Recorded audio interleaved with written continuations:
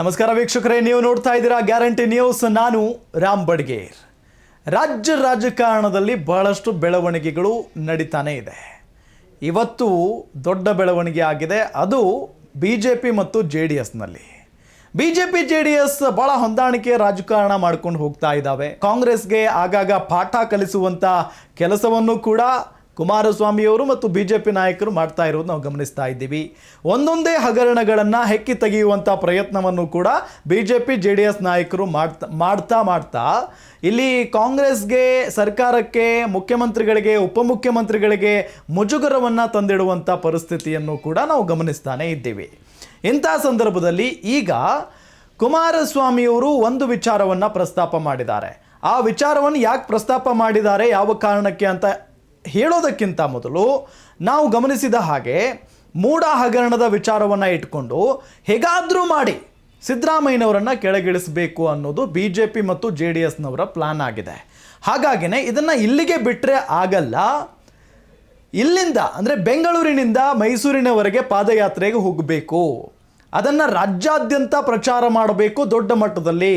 ಸಿದ್ದರಾಮಯ್ಯನವರು ಒಬ್ಬ ಭ್ರಷ್ಟ, ಅವರು ಕೂಡ ಹಗರಣದಲ್ಲಿ ಭಾಗಿಯಾಗಿದ್ದಾರೆ ಅಂತ ಹೇಳಿ ದೊಡ್ಡ ಮಟ್ಟದಲ್ಲಿ ಅದನ್ನು ಸುದ್ದಿ ಎಬ್ಬಿಸಬೇಕು ಅನ್ನೋದು ಬಿಜೆಪಿ ಜೆಡಿಎಸ್ನವರ ಪ್ಲಾನ್ ಆಗಿತ್ತು. ಆದರೆ ಕುಮಾರಸ್ವಾಮಿಯವರು ಇವತ್ತು ಸಡನ್ನಾಗಿ ದೆಹಲಿಯಲ್ಲಿ ಒಂದು ಪ್ರೆಸ್ ಮೀಟ್ ಕರೀತಾರೆ. ಅಲ್ಲಿ ಮಾತನಾಡ್ತಾರೆ ಕುಮಾರಸ್ವಾಮಿಯವರು. ಏನು ಅಂತ ಅಂದರೆ, ಈ ಪಾದಯಾತ್ರೆಯನ್ನು ಮಾಡಬೇಕು ಅಂತ ಏನು ಬಿಜೆಪಿಯವರು ಡಿಸೈಡ್ ಮಾಡಿದಾರಲ್ಲ, ಅದಕ್ಕೂ ನನಗೂ ಸಂಬಂಧನೇ ಇಲ್ಲ. ಪಾದಯಾತ್ರೆ ಮಾಡಬೇಕು ಅಂತ ಅಂದರೆ ಮೈತ್ರಿ ಭಾಗವಾಗಿರುವ ನಮ್ಮ ಪಕ್ಷದ ನಾಯಕರನ್ನು ಕರೆದು ಹೇಳಬೇಕಾಗಿತ್ತು. ಹೆಂಗೆ ಪ್ಲ್ಯಾನ್ ಮಾಡೋಣ, ಏನು ಮಾಡೋಣ ಅಂತ ನಮ್ಮನ್ನು ಕೇಳಬೇಕಾಗಿತ್ತು. ನಮ್ಮ ನಿರ್ಧಾರವನ್ನು ಕೂಡ ಅವರು ಕೇಳ್ಕೋಬೇಕಾಗಿತ್ತು ಅಂತ ಹೇಳಿ ಕುಮಾರಸ್ವಾಮಿಯವರು ಹೇಳ್ತಾರೆ. ಆದರೆ ನಮಗೆ ಅವರು ಬೆಲೆ ಕೊಟ್ಟಿಲ್ಲ, ಜೊತೆಗೆ ನಮಗೆ ಭಾಳ ನೋವಾಗಿದೆ. ಹಾಗಾಗಿ ನಾವು ಯಾವುದೇ ಕಾರಣಕ್ಕೂ ಈ ಪಾದಯಾತ್ರೆಗೆ ಬೆಂಬಲ ಕೊಡೋದಿಲ್ಲ ಅಂತ ಹೇಳಿ ಭಾಳ ಸ್ಪಷ್ಟವಾಗಿ ಹೇಳಿಕೆಯನ್ನು ಕೊಟ್ಬಿಟ್ಟಿದ್ದಾರೆ. ಈ ಹೇಳಿಕೆಯಿಂದ ಬಿ ಜೆ ಪಿಯವರಿಗೆ ಈಗ ಒಂದು ರೀತಿಯಾದಂಥ ಶಾಕ್ ಎದುರಾಗಿಬಿಟ್ಟಿದೆ. ಏನಪ್ಪ ಇದು, ನಮ್ಮ ಮೈತ್ರಿ ಭಾಗವಾಗಿರುವಂಥ ಜೆ ಡಿ ಎಸ್ನವರು ಈ ರೀತಿಯಾಗಿ ಹಿಂದೆ ಸರಿದು ಬಿಟ್ರಲ್ಲ ಪಾದಯಾತ್ರೆಯಿಂದ ಅಂತ ಹೇಳಿ ಸಹಜವಾಗಿ ಆರಂಭದ ಹಿನ್ನಡೆ ಆಗ್ಬಿಡ್ತು ಬಿ ಜೆ ಪಿಗೆ. ಆದರೆ ಇದಕ್ಕೆ ಒಂದು ಕಾರಣ ಇದೆ. ಯಾಕೆ ಸುಮ್ಮನೆ ಹಿಂದೆ ಸರಿದು ಬಿಡ್ತಾ ಜೆ ಡಿ ಎಸ್ಸು? ಸಾಧ್ಯನೇ ಇಲ್ಲ. ಒಂದು ಕಾರಣ ಇದೆ. ಆ ಕಾರಣ ಏನು? ಕುಮಾರಸ್ವಾಮಿ ಅವರು ಇಷ್ಟು ಸಿಟ್ಟಿನಿಂದ ಮಾತನಾಡೋದಕ್ಕೆ ಏನು ಕಾರಣ? ಇಷ್ಟೊಂದು ಆಕ್ರೋಶಭರಿತವಾಗಿ ಮಾತನಾಡೋದಕ್ಕೆ ಏನು ಕಾರಣ? ನೇರವಾಗಿ ಬಿಜೆಪಿ ನಾಯಕರ ವಿರುದ್ಧ ಹರಿಹಾಯ್ತಾರೆ, ಅಸಮಾಧಾನವನ್ನು ವ್ಯಕ್ತಪಡಿಸ್ತಾರೆ, ಅದು ಬಹಿರಂಗ ವೇದಿಕೆಯಲ್ಲಿ. ಇದರ ಜೊತೆಗೆ ಕುಮಾರಸ್ವಾಮಿಯವರಿದ್ದಾರಲ್ಲ, ಕಾರಣ ಇಲ್ಲದೆ ಹಿಂದೆ ಸರಿಯೋ ಮಾತೇ ಇಲ್ಲ. ಅದರಲ್ಲೂ ಅವರು ಕೇಂದ್ರದ ಮಂತ್ರಿಗಳಾಗಿದ್ದಾರೆ. ಇಂತಹ ಸಂದರ್ಭದಲ್ಲಿ ಅವರು ಇಷ್ಟೊಂದು ಬಹಿರಂಗವಾಗಿ ಆಕ್ರೋಶ ವ್ಯಕ್ತಪಡಿಸೋದಕ್ಕೆ ಒಂದು ಕಾರಣ ಇದೆ. ಏನಪ್ಪ ಅದು? ಹಳೆ ಮೈಸೂರು ಭಾಗ ಇದೆಯಲ್ಲ, ಅದು ಒಕ್ಕಲಿಗರ ಪ್ರಾಬಲ್ಯ ಇರುವಂಥ ಕ್ಷೇತ್ರ, ಅದರಲ್ಲೂ ಜೆ ಡಿ ಎಸ್ ಪ್ರಾಬಲ್ಯ ಇರುವಂಥ ಕ್ಷೇತ್ರ ಹಳೆ ಮೈಸೂರು ಭಾಗ. ಅಂಥ ಭಾಗಕ್ಕೆ ಬೆಂಗಳೂರಿನಿಂದ ಮೈಸೂರಿನವರೆಗೆ ಪಾದಯಾತ್ರೆ ಮಾಡಿಕೊಂಡು ಹೊರಟಿದ್ದಾರೆ ಬಿ ಜೆ ಪಿಯವರು. ಅಂದರೆ ಡಿಸೈಡ್ ಮಾಡಿದ್ದಾರೆ ಹೋಗಬೇಕು ಅಂತ ಹೇಳಿ. ನಮ್ಮನ್ನು ಒಂದು ಮಾತು ಕೇಳಿಲ್ಲ ಬಿ ಜೆ ಪಿಯವರು. ಅದು ಹೆಂಗೆ ಡಿಸೈಡ್ ಮಾಡಿಬಿಟ್ರು? ಕುಮಾರಸ್ವಾಮಿಯವ್ರಿಗೆ ಅದೊಂದು ಸಿಟ್ಟಿದೆ. ಜೊತೆಗೆ ಬೇರೆ ಬೇರೆ ಕಾರಣಗಳು ಕೂಡ ಇದ್ದಾವೆ. ಜೊತೆಗಿದ್ದುಕೊಂಡೇ ಜೆ ಡಿ ಎಸ್ಗೆ ಬಿ ಜೆ ಪಿ ಕೆಡ್ಡ ತೋಡಿದೆ ಅಂತ ಹೇಳಲಾಗ್ತಾ ಇದೆ. ಜೊತೆಗಿದ್ದುಕೊಂಡೇ ಜೆ ಡಿ ಎಸ್ನ ಮುಗಿಸೋದಕ್ಕೆ ಬಿ ಜೆ ಪಿಯವರು ಪ್ಲಾನ್ ಮಾಡ್ಕೊಂಡಿದ್ದಾರೆ. ನಿಜಾನಾ? I don't know. ಇದು ಕುಮಾರಸ್ವಾಮಿ ಅವರೇ ಹೇಳಬೇಕು, ಇಲ್ಲ ಬಿ ಜೆ ಪಿಯವರೇ ಹೇಳಬೇಕು. ಆದರೆ ಈ ರೀತಿಯಾದಂಥ ಒಂದು ವಿಚಾರ ರಾಜ್ಯ ರಾಜಕೀಯದ ಪಡಸಾಲೆಯಲ್ಲಿ ಕೇಳಿ ಬರ್ತಾ ಇದೆ. ಜೊತೆಗಿದ್ದುಕೊಂಡೇ ಹೇಗಾದರೂ ಮಾಡಿ ಕುಮಾರಸ್ವಾಮಿ ಅವರನ್ನು ಮತ್ತು ಜೆ ಡಿ ಎಸ್ ಪಕ್ಷವನ್ನು ಮುಗಿಸ್ಬಿಟ್ರೆ ಅಲ್ಲಿಗೆ ಮುಗೀತು ಕತೆ. ಜೆ ಡಿ ಎಸ್ ಉಳ್ಕೊಂಡಿರೋದೇ ಹಳೆ ಮೈಸೂರು ಭಾಗದಲ್ಲಿ ಅಲ್ವಾ? ಆ ಹಳೆ ಮೈಸೂರು ಭಾಗವನ್ನೇ ಬಿ ಜೆ ಪಿಯವರು ತಮ್ಮ ತೆಕ್ಕೆಗೆ ಹಾಕ್ಕೊಂಡ್ಬಿಟ್ರೆ ಅಲ್ಲಿಗೆ ಮುಗೀತು ಜೆ ಡಿ ಎಸ್ನ ಕತೆ. ಪಾದಯಾತ್ರೆಯ ಟಾರ್ಗೆಟ್ ಸಿದ್ದರಾಮಯ್ಯ ಅಲ್ಲ, ಎಚ್ ಡಿ ಕುಮಾರಸ್ವಾಮಿ.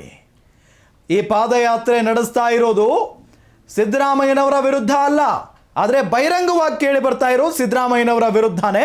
ಆದರೆ ಒಳಗೊಳಗೆ ಕತ್ತಿ ಮಸಿತಾ ಇರೋದು ಕುಮಾರಸ್ವಾಮಿ ಅವರಿಗೆ. ನೋಡಿ, ಭದ್ರಕೋಟೆಯನ್ನೇ ಧ್ವಂಸ ಮಾಡೋ ಬಿ ಜೆ ಪಿಯ ರಣತಂತ್ರ. ಜೆ ಡಿ ಎಸ್ ಎಲ್ಲಿ ಶಕ್ತಿಯುತವಾಗಿದೆ, ಎಲ್ಲಿ ಸ್ಟ್ರಾಂಗ್ ಆಗಿದೆ? ಹಳೆ ಮೈಸೂರು ಭಾಗದಲ್ಲಿ.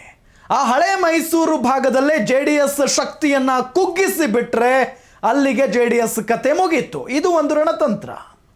ದಳ ಒಕ್ಕಲಿಗರ ಪ್ರಾಬಲ್ಯದ ಮೇಲೆ ಬಿಜೆಪಿ ಗದಾ ಪ್ರಹಾರ ಮಾಡೋದಕ್ಕೆ ಮುಂದಾಗಿದೆ. ಒಕ್ಕಲಿಗರ ಪ್ರಾಬಲ್ಯ ಇರುವಂಥ ಹಳೆ ಮೈಸೂರಿನ ಕಡೆಗೆ ಬಿಜೆಪಿ ಪಾದಯಾತ್ರೆಯನ್ನ ಮಾಡೋದಕ್ಕೆ ಮುಂದಾಗಿದೆ. ಅದು ಕೂಡ JDSನವರನ್ನ ಕರ್ಕೊಂಡು. ಅನ್ಬಿಲಿವೇಬಲ್.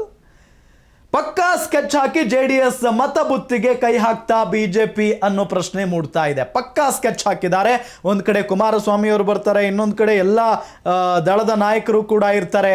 ಹೀಗೆ ಹೋಗ್ತಾ ಹೋಗ್ತಾ ಈ ಒಂದು ಸುದ್ದಿಯನ್ನು ದೊಡ್ಡ ಮಟ್ಟದಲ್ಲಿ ಹಬ್ಬಿಸಿ ಒಂದು ಕಡೆ ಅಂದರೆ ಒಂದೇ ಕಲ್ಲಿನಲ್ಲಿ ಎರಡು ಹಕ್ಕಿ ಹೊಡೆಯೋದು ಅಂತಾರಲ್ಲ, ಹಾಗೆ ಒಂದು ಕಡೆ ಸಿದ್ದರಾಮಯ್ಯನವರು, ಮತ್ತೊಂದು ಕಡೆ JDS ಕುಮಾರಸ್ವಾಮಿಯವರು. ಅದು ಬಿಜೆಪಿಯವರ ಪ್ಲಾನ್ ಆಗಿದೆ. ನೋಡಿ, ಪ್ಲಾನ್ ಬಿ ಗೊತ್ತಾಗ್ತಾ ಇದ್ದಂತೆ ಇಲ್ಲಿ ಕುಮಾರಸ್ವಾಮಿಯವರು ಕೆರಳಿ ಕೆಂಡವಾಗಿಬಿಟ್ಟಿದ್ದಾರೆ. ಅಸಲಿಗೆ ಕುಮಾರಸ್ವಾಮಿಯವರಿಗೆ ಮೊದಲು ಓಕೆ ಪಾದಯಾತ್ರೆ ಮಾಡೋಣ ಸಿದ್ದರಾಮಯ್ಯನವರ ವಿರುದ್ಧ ಅಂತಾನೆ ಅನ್ಕೊಂಡಿದ್ರು.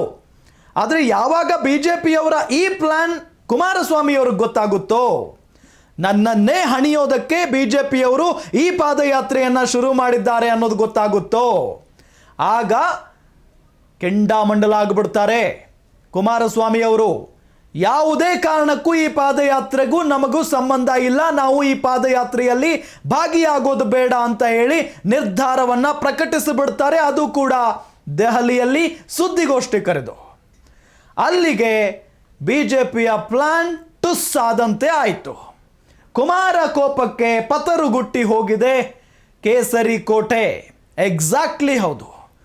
ಕುಮಾರಸ್ವಾಮಿ ಅವರನ್ನ ಮುಂದೆ ಬಿಟ್ಟು ಒಂದು ಕಡೆ ಸಿದ್ದರಾಮಯ್ಯನವರನ್ನ ಕಟ್ಟಿ ಹಾಕೋ ಪ್ಲಾನ್, ಮತ್ತೊಂದು ಕಡೆ ದಳಪತಿಗಳನ್ನು ಸೈಡ್ ಲೈನ್ ಮಾಡಿ ಅಲ್ಲಿನ ವೋಟ್ ಬ್ಯಾಂಕ್, ಒಕ್ಕಲಿಗರ ವೋಟ್ ಬ್ಯಾಂಕನ್ನು ಬಿಜೆಪಿ ಕಡೆಗೆ ಬರುವಂಥ ಕರೆಸಿಕೊಳ್ಳುವಂಥ ಪ್ರಯತ್ನವನ್ನು ಬಿಜೆಪಿ ಮಾಡಿತ್ತು. ಇದರ ಹಿಂದೆ ಯಾರ್ಯಾರಿದ್ದಾರೆ? ಬಿಜೆಪಿಯ ನಾಯಕರೆಲ್ಲರೂ ಇದ್ದಾರೆ ಅಂತ ಹೇಳಲಾಗ್ತಾ ಇದೆ. ಅದಕ್ಕೆ ಇವತ್ತು ಕುಮಾರಸ್ವಾಮಿಯವರು ಮಾತನಾಡ್ತಾ ಆ ವಿಚಾರವನ್ನು ಕೂಡ ಬಾಯ್ಬಿಟ್ರು. ನನಗೆ ಬಿಜೆಪಿಯವರಿಂದ ಸಾಕಾಗಿ ಹೋಗಿದೆ, ಎಷ್ಟಂತ ತಡ್ಕೊಳ್ಳಿ ನನಗೂ ಸಾಕಾಗಿ ಹೋಗಿದೆ. ಯಾರ ಕ್ಷೇತ್ರ? ಹಳೆ ಮೈಸೂರು ದಳದ ಕೋಟೆ, ಅದು ನಮ್ಮ ಪ್ರಾಬಲ್ಯವಿರುವಂಥ ಕ್ಷೇತ್ರಕ್ಕೆ ಹೋಗ್ತಾ ಇದ್ದಾರೆ. ನಮ್ಮನ್ನ ಬಿಟ್ಟು ಇವ್ರು ಹೆಂಗೆ ಹೋಗ್ತಾರೆ? ನಮ್ಮ ನಿರ್ಧಾರವನ್ನು ಯಾಕೆ ಕೇಳಿಲ್ಲ ಅಂತ ಹೇಳಿ ಬಹಿರಂಗವಾಗಿಯೇ ಪ್ರಶ್ನೆಯನ್ನ ಮಾಡ್ತಾರೆ ಕುಮಾರಸ್ವಾಮಿ ಅವರು.